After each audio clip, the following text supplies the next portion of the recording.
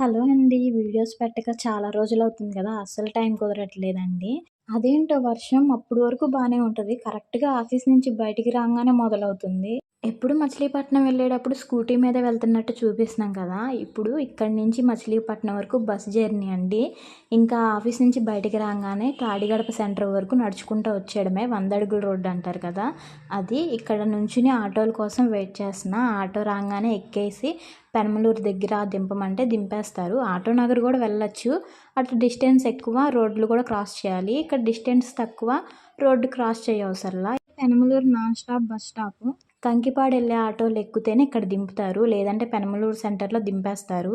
ఇంక బస్సు అయితే వచ్చేసింది. ఒక్కోసారి బస్సులు వెంటనే రావండి. వచ్చినా సీట్లుండవు. లక్కీ సీటుంది. అస్సలు సీట్లుండవండి ఒక్కోసారి. మచిలీపట్నం దాకా స్టాండింగ్‌లోనే రావాల్సొచ్చేది.